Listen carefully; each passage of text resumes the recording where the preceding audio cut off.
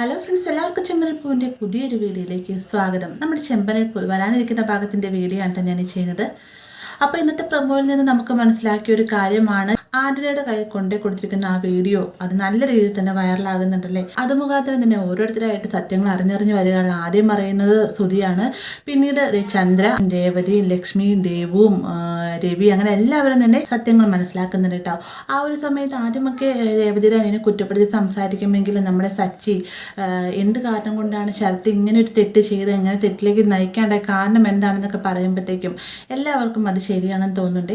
എന്നിരുന്നാലും ചന്ദ്ര തൻ്റെ ബലം പിടിച്ച് തന്നെ നിൽക്കുകയാണ്. ശരത്ത് കുറ്റവാളിയാണ്, അവനെ ഏത് വിധേനയും ജയിലിൽ അടയ്ക്കണം എന്നൊരു വാശോട് കൂടി നിൽക്കുന്ന സമയത്ത് ഈ ഒരു വീഡിയോ ഓൾറെഡി ഈ ഒരു വീഡിയോ വൈറലാണല്ലോ. അത് മുഖേന തന്നെ സോഷ്യൽ മീഡിയയിൽ പലയിടങ്ങളിൽ നിന്നും ശരത്തിനെ അറസ്റ്റ് ചെയ്യണം, ഇവനെ പോലുള്ളവനെ എന്തിനും നാട്ടിൽ കറങ്ങി നടക്കാൻ സമ്മതിക്കണം എന്നൊക്കെ ഇങ്ങനെയുള്ള മെസ്സേജ് കാണുമ്പോഴത്തേക്കും പോലീസുകാരുടെ തലപ്പത്ത് നിന്ന് തന്നെ നല്ല ഫോഴ്സ് ചെലുത്താട്ടെ, എത്രയും വേഗം ശരത്തിനെ അറസ്റ്റ് ചെയ്യണം, ഇങ്ങനെയുള്ളവന്മാർ നിന്ന് കഴിഞ്ഞാൽ ശരിയാവുകയുള്ള യൂട്യൂബിലുള്ള കമൻറ്റുകൾ കണ്ടില്ലേ, പോലീസുകാരെ കുറ്റപ്പെടുത്തിയാണ് ഇടുന്നതെന്നൊക്കെ പറഞ്ഞുകൊണ്ട് പോലീസുകാർ മുഖേന അവർ തന്നെ മുൻകൈ എടുത്തുകൊണ്ട് ശരത്തിനെ അറസ്റ്റ് ചെയ്യേണ്ടി വരികയാണ്. ആ ഒരു സമയത്ത് സച്ചിയും രേവതിയൊക്കെ തന്നെ ശരത്തിൻ്റെ നിരപരാധിത്വത്തെക്കുറിച്ച് പറയുന്നുണ്ടെങ്കിലും പോലീസുകാർ അതൊന്നും തന്നെ കേൾക്കാൻ തയ്യാറാകുന്നില്ല. അവർ പറയുന്നത് എങ്ങനെയാണ്, ആരാണ് ഈ മോഷണ കേസിന് ഇരയായത്, അവർ തന്നെ ഈ ഒരു കേസ് ഇത് ഞങ്ങളുടെ കുടുംബകലഹത്തിൻ്റെ പേരിൽ ഉണ്ടായതാണ് എന്ന് പറഞ്ഞുകൊണ്ട് ഈ ഒരു കേസ് പിൻവലിക്കണം, എന്നാൽ മാത്രമാണ് ശരത്തിന് ജാമ്യം കിട്ടുകയുള്ളൂ എന്ന് പറയുമ്പോഴത്തേക്കും ചന്ദ്രയോട് എന്തൊക്കെ പറഞ്ഞാലും സമ്മതിക്കില്ല എന്ന് നമ്മുടെ സച്ചിക്ക് അറിയാം. അതുകൊണ്ട് തന്നെ സച്ചി ആദ്യമേ ചെയ്യാൻ പോകുന്നത് ശരത്തിന് നല്ല സേഫ് ആയിട്ടുള്ളൊരിടത്തേക്ക് മാറ്റുകയാണ്.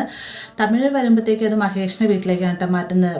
അങ്ങനെ മഹേഷിൻ്റെ വീട്ടിലേക്ക് സേഫാക്കി നിർത്തിയതിന് ശേഷം ഇരുവരും കൂടി പോലീസ് സ്റ്റേഷനിലേക്ക് ചെല്ലുന്നുണ്ട്. എന്തെങ്കിലും വിധേന ശരത്തിന് ജാമ്യം കിട്ടുമോ എന്നറിയാണ്ട് ചെല്ലുന്ന സമയത്ത് SI കടുത്ത തീരുമാനം, അതായത് ചന്ദ്ര എന്തെങ്കിലും ചെയ്താൽ മാത്രമേ ഈ ഒരു കേസിൽ നിന്ന് ശരത്തിനെ ഊരിക്കൊണ്ടുവരാൻ പറ്റുകയുള്ളൂ എന്ന് പറയുകയാണെ.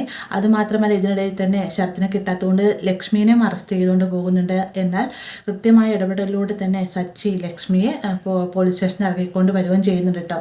അങ്ങനെ എന്ത് ചെയ്യണമെന്നൊക്കെ ഇങ്ങനെ ചിന്തിച്ചുകൊണ്ട് നിൽക്കുന്ന സമയത്ത് മറ്റൊരു സച്ചിക്കറിയാവുന്നൊരു പോലീസർ നമ്മുടെ പോലീസ് സ്റ്റേഷനിലുള്ള അദ്ദേഹം സച്ചിയോടായിട്ട് പറയുന്നുണ്ട്, ഇന്നൊരു വക്കീലുണ്ട്, അദ്ദേഹത്തെ പോയി കണ്ട് സംസാരിച്ചു കഴിഞ്ഞാൽ ഏത് ജാമ്യം കിട്ടാത്ത കേസും അദ്ദേഹം ജാമ്യം എടുത്തു തരുമെന്ന് പറയുന്നത്. അങ്ങനെ രേവതി സച്ചിനും കൂടി ഈ ഒരു വക്കീലിനെ കാണാനായിട്ട് ചെല്ലുന്നുണ്ട്. ഇദ്ദേഹത്തിന് സംസാരിച്ച് കഴിയുമ്പോഴത്തേക്കും ആദ്യമേ തന്നെ ഇദ്ദേഹം പറയുന്നത് ചന്ദ്രയോട് കേസ് പിൻവലിക്കാൻ പറയണം, എന്നാൽ അതിനൊരു ചാൻസും ഇല്ല എന്നൊക്കെ പറയുന്ന നേരത്തെ ഇദ്ദേഹം പറയണം, എന്നാൽ എനിക്ക് കേസ് ഞാൻ ഊരിത്തരാം, പക്ഷേ എനിക്ക് 5 ലക്ഷം രൂപ കിട്ടിയാൽ മാത്രമേ ഊരിത്തരാൻ പറ്റുകയുള്ളൂ എന്നൊക്കെ പറയുമ്പോഴത്തേക്കും രേവതിയും സച്ചിയും ആദ്യം ആകെപ്പെട്ട അവസ്ഥയുടെ, കാരണം 5 ലക്ഷം രൂപ നിസ്സാര തുകയല്ലല്ലോ. എന്നിരുന്നാലും ശരത്തിനെ രക്ഷിക്കുന്നതിന് വേണ്ടിയിട്ട് അത് സമ്മതിക്കുകയും ചെയ്യുന്നുണ്ട്. അങ്ങനെ ഒരു കണക്കിന് അവർ പലയിടങ്ങളിൽ നിന്ന് കടം മേടിച്ച്, മാത്രമല്ല വീട് പണി ചെയ്യുന്നതിന് വേണ്ടിയിട്ടുള്ള കുടുക്കയിൽ പണം സൂക്ഷിച്ചു വെച്ചിരുന്നില്ല, അതെല്ലാം എടുത്ത് ഒരു 4,50,000 രൂപ ഒപ്പിച്ചതിന് ശേഷം വക്കീലിനെ പോയി കാണാനാണ്. അതിനുശേഷം പറയുന്നുണ്ട് രേവതിനെ അതിനെ പുറത്തിറക്കിക്കൊണ്ട് വരണം, ഈ ഒരു കേസിൽ നിന്ന് അവനെ പുറത്തിറക്കിക്കൊണ്ടുവന്ന് ഉടനെ തന്നെ സാറിന് ബാക്കിയുള്ള 50,000 രൂപയുടെ ഞങ്ങൾ തന്നു തീർക്കാം, ഞങ്ങളെ വിശ്വസിക്കണമെന്നൊക്കെ പറയുമ്പോഴത്തേക്കും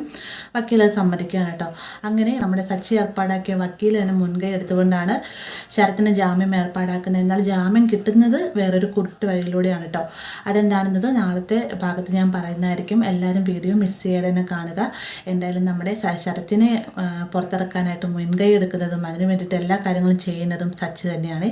അപ്പോൾ ഇങ്ങനെ ഒരു ഭാഗം നമുക്ക് നെക്സ്റ്റ് വീക്കല്ല, അതിൻ്റെ പിന്നത്തെ ആഴ്ചയോടുകൂടി കാണാൻ സാധിക്കുന്നതായിരിക്കും. വീഡിയോ ഇഷ്ടമായി ലൈക്ക് ചെയ്യാനും കൂടെ ചാനൽ സബ്സ്ക്രൈബ് ചെയ്യാനും മറക്കരുത്.